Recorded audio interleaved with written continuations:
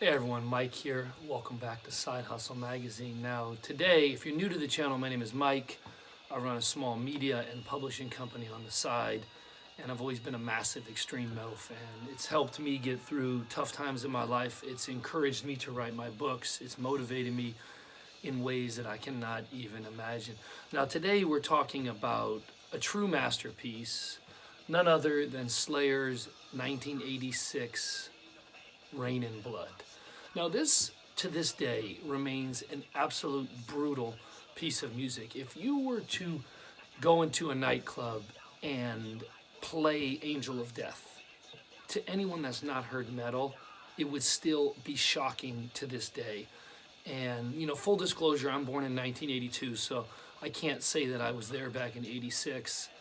Man, do I wish I could build a time machine and go back and see Metallica, see Slayer, see the creation of death metal.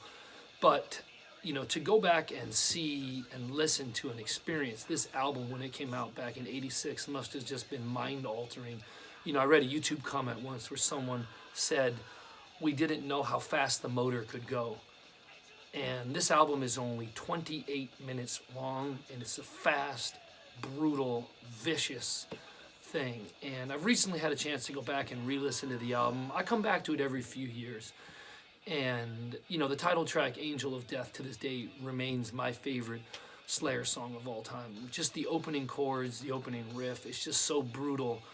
The topic itself is, you cannot have a darker, more sinister topic than that. I know we're going to talk about Cannibal Corpse, stuff like that. But as far as historical stuff that actually happened, dying in the Holocaust in Auschwitz, I can't picture any more scary situation than that.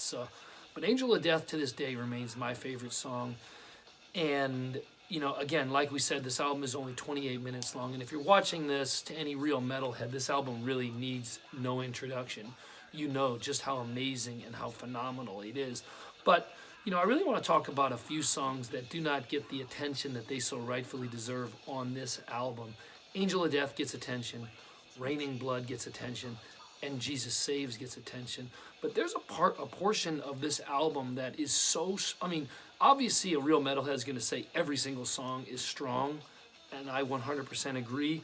But the part of the album that goes Reborn, Epidemic, and Postmortem, few of those songs really don't get attention. Now, all these songs are short, so I don't know, maybe it's because they're too short, they haven't gotten the attention, but, Reborn is a fantastic song.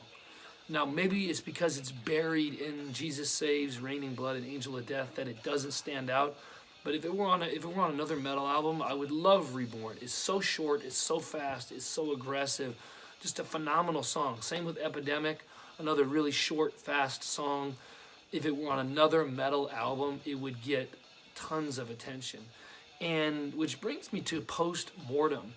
Now, it's been a few years since I've really listened to Rain and Blood again. Again, I come back to it maybe every year or two, like a lot of metal albums. I go off and listen to other things I've never listened before. Plenty of metal albums, plenty of extreme metal I've never listened to before. But when I had a chance to go back and listen to Postmortem, instantly I loved the song. And what stuck out most to me was the end to the song.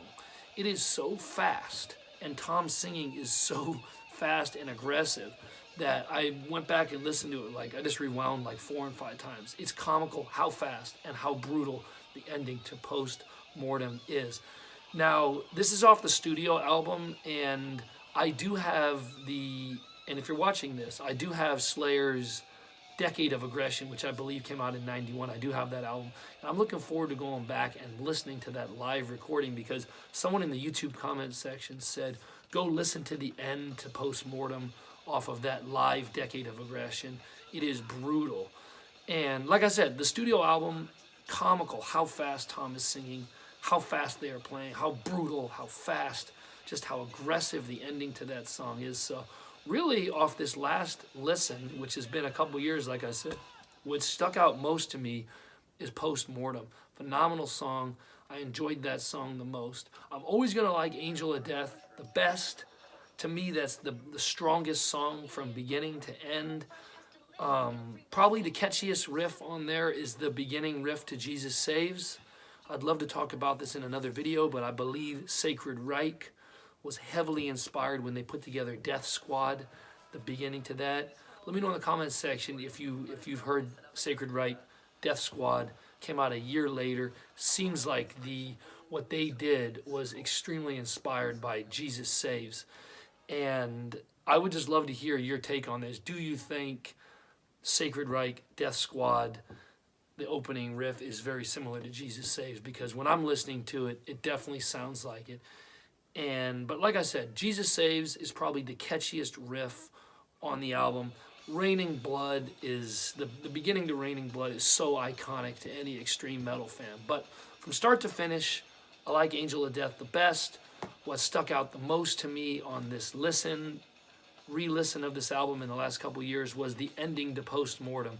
I forgot how brutal, how fast, and aggressive the ending to Postmortem is. But again, if you're watching this, you could say that every single song is so fast, so aggressive, and just so concise. 28 minutes, masterpiece. Brings us to the most important part of the video, the comment section. Love to hear them. Love to hear your thoughts on this.